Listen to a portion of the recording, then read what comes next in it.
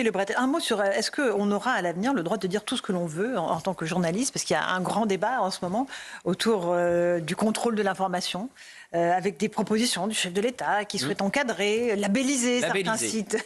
On a du mal à comprendre comment on peut labelliser l'information, mais bon, soit. Avec des sites dignes de confiance, d'autres qui ne le seraient pas. Est-ce qu'il y aura des tris à faire ainsi entre les bons et les mauvais médias? On va juste écouter M. Bellamy, qui était l'invité ce matin de Sonia Mabrouk, qui lui estime que la gauche veut garder le pouvoir sur l'information et qu'il est en train de lui échapper. Pendant des années, peut-être des décennies en France, il y a un camp politique, il y a une vision du monde qui a eu le monopole de l'information et le monopole du débat public, de l'organisation du débat public. Et ce camp, aujourd'hui, a perdu ce monopole parce que le pluralisme est revenu par le fait que de nouveaux médias se sont développés, le fait que de nouveaux discours se sont affirmés. La gauche pensait être certaine de régner pour toujours sur l'information et aujourd'hui, il y a d'autres voix, dont la vôtre. Et c'est précisément ce qui dérange. D'autres médias, dont le vôtre, c'est ce qui dérange ce camp qui aurait voulu garder pour toujours cette possibilité d'être le seul à dire le vrai et le bien. Exactement, Gauthier Lebret. Mais ça vise évidemment que notre groupe, cette histoire de labellisation, ça vise le JDD, le JD News, Europe 1, CNews. Voilà. Et qui va labelliser RSF, Reporters sans frontières. C'est extraordinaire. Reporters sans frontières qui vient d'être désavoué par l'Arcom avec son rapport fallacieux dans lequel on pouvait lire que CNews était la seule chaîne à tricher sur les temps de parole et sur le pluralisme. L'Arcom vient de répondre que c'est faux. Enfin, l'Arcom a répondu à quelques heures de la diffusion de compléments d'enquête qui étaient basés en grande partie sur ce rapport de RSF, sachant pertinemment qu'il y avait un biais, et donc ils ont dû couper au dernier moment une partie de leur reportage avant quand même de soumettre, puisque l'interview était enregistrée au député RN Philippe Ballard, ce rapport de RSF qui était fallacieux. Bon. RSF qui voulait étiqueter les éditorialistes. Donc ils auraient édicté Jean-Sébastien Ferjou, Naïma M. Fadel, Éric Revel, tous une petite étiquette pour savoir s'ils étaient de gauche ou ils étaient de droite. Et c'est donc RSF qui mène une guerre contre notre groupe depuis bien longtemps, qui va devoir donner son label. Alors je peux vous dire tout de suite, si c'est RSF, on l'aura pas. On ne l'aura pas. Mais donc, ça montre bien la démarche dans laquelle est le président de la République parce que visiblement, selon les informations du JDD, il trouve que l'Arcom est bien trop sympathique avec notre groupe. Oui, c'est vrai qu'on a juste perdu C8. Mais visiblement, ça ne lui a pas plu ce que l'Arcom a dit. À la lettre nos engagements. Voilà, sur RSF. Donc, on voit bien dans quel état d'esprit il est et qui est visé par ces labels. Mais ça existe déjà de manière insidieuse. Alors, vous citiez RSF. Alors déjà, RSF, moi je suis très surpris. Tout à l'heure, Naïma, vous parliez de ces journalistes qui ont été mis en cause par des députés insoumis. RSF est quand même là en théorie pour défendre les journalistes. Pas un mot pour défendre Nora Bussini, pas un mot pour défendre Emmanuel Razavi, qui travaille aussi avec nous sur Atlantico. Le syndicat national des journalistes non plus. Ça leur est totalement égal. Il y a des journalistes qui sont mis en danger délibérément par des responsables politiques. Pas un mot de réaction de ces organisations professionnelles. Et quand je vous dis que ça existe de manière insidieuse, il y a les Sleeping Giants, il y a des organisations comme NewsGuard, par exemple, qui s'adressent à des médias comme Atlantico, j'imagine, comme à beaucoup d'autres, en disant alors comment distinguez-vous les faits des opinions, comme si ça avait fondamentalement un sens, que le simple fait de choisir de parler de quelque chose plutôt que d'autre chose relève déjà d'une vision du monde. Et évidemment, les indices sont en général très mauvais pour tous les médias qui ont le malheur d'être libéraux, de droite, conservateurs, à des degrés différents. Et ça a un impact économique. Non, mais ça a un impact économique parce que la censure, elle est réelle.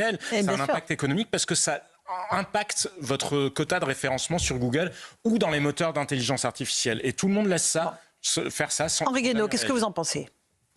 Alors d'abord, je vais rebondir sur les propos de M. Bellamy.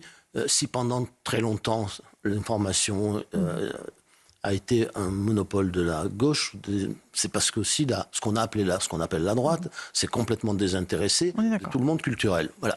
Alors culturel, j'inclus les journalistes. Il a abandonné la bataille des idées. Voilà, complètement, avec un mépris souverain, en disant ça ne m'intéresse pas. Bon. Et on a payé très cher. Si aujourd'hui ce monopole il commence à être entamé, c'est pas seulement parce qu'il y a des médias de différents temps, c'est aussi parce que il y a des mouvements intellectuels qui s'imposent dans le pays. Non pas, je crois pas du tout que ce qui n'est pas la gauche ou en tout cas, a fortiori la gauche extrême, a gagné la bataille des idées, mais elle est en train de la mener, ce qui est tout à fait nouveau. Voilà. D'accord. Donc ça éclate, évidemment, ça ne plaît pas à tout le monde et les transitions sont toujours douloureuses pour les gens qui perdent leur monopole. Éric Revel. Parfois même, cher Henri Guénaud, en nommant des gens de gauche dans des médias publics. Mais je ferme juste la parenthèse. C'est arrivé à la droite aussi de le faire. C'est vrai, oui. Mais moi, je suis pour la labellisation des médias. Mais oui, je vais vous dire pourquoi. Allez. Parce que quand une dictature labellise des médias, les médias officiels font fuir au profit des médias indépendants. Donc si ces médias indépendants ne sont pas interdits, ce qui peut arriver dans une seconde phase, les gens ne se tromperont pas. Ils diront c'est la parole officielle, ça m'intéresse pas. Je viens voir les médias indépendants. Allez, Louis, un tout petit mot avant le rappel. Non, moi, ce qui me frappe, c'est qu'en réalité, ce qui se passe en français, Emmanuel Macron déclare la guerre à nos médias et à ce qu'on est, parce qu'ils ne supportent pas ce qu'on peut représenter et surtout le succès qu'on peut avoir. Et ce qui m'a vraiment marqué la semaine dernière, c'est qu'au lendemain du complément d'enquête où justement RSF était incriminé par l'Arcom, et c'est la raison pour laquelle, en in extremis, un passage a dû être supprimé, au lendemain de cette séquence-là, vous avez Emmanuel Macron qui est dans les Vosges, on lui pose même pas la question, et il revient sur cette idée de label, et il explique que, évidemment, un organe indépendant comme RSF, qui pourtant la veille au soir avait montré, enfin tout le monde avait compris qu'il y avait un problème d'indépendance de cet organisme, eh bien il explique que RSF pourrait tout à fait exercer ses fonctions de contrôle. Et donc on voit bien qu'Emmanuel Macron pousse de plus en plus RSF pour essayer de les mettre sur le devant de la scène et pour expliquer aux Français, ça va être eux qui vont s'occuper de certifier les médias. Non, avec pas d'accord. Il est quand même hallucinant d'entendre ça dans la bouche d'un président de la République. Bien sûr.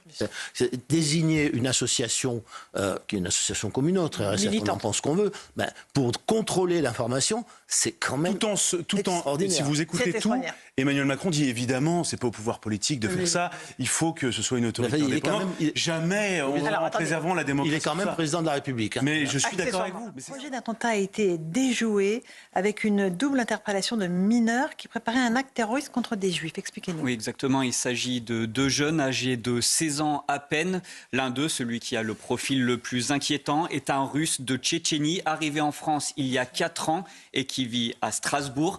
Nos confrères du Parisien rapportent que ce dernier a été repéré par les services de renseignement parce qu'il a publié sur une discussion WhatsApp qui regroupe des profils radicalisés une photo où il pose avec un couteau et un message glaçant qui dit qu'il allait tuer des juifs dans les 5 jours. Ça explique l'intervention rapide, évidemment, des forces de l'ordre.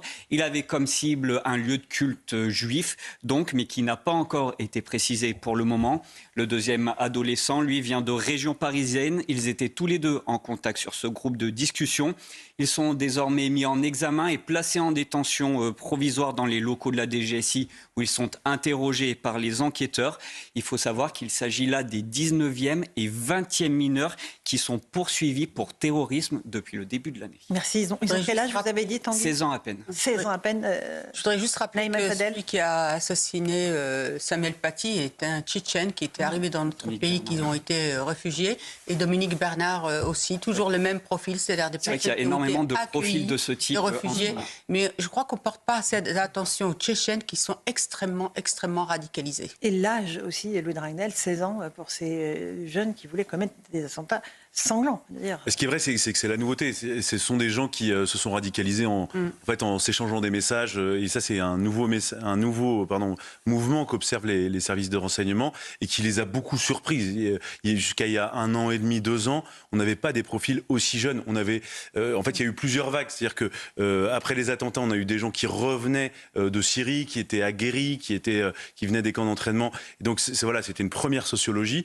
Et puis ensuite, tous ces gens-là ont été incarcérés. Et là, il y a eu le djihadisme dit d'atmosphère. Je trouve ça toujours un peu bizarre comme concept, mais voilà. Et là, vous avez donc des profils extrêmement jeunes et donc certains d'entre eux, ce qui est assez intéressant quand on regarde d'autres. Là, je connais pas le cas exact de ceux-là, mais quand on interroge les parents, souvent, en réalité, ils n'ont pas vu la radicalisation de leurs enfants. Souvent, c'est par Internet, effectivement, parce sur les réseaux sociaux. Donc c'est vrai que pour les services de renseignement, c'est une menace qui est beaucoup plus difficile à appréhender, puisque s'il n'y a pas d'organisation, ils ne sont pas actionnés à distance, il n'y a pas un chef. Voilà, c'est 2 personnes qui se montent un peu. Merci beaucoup. En tout cas, Tanguy Hamon, on va suivre cette affaire avec vous.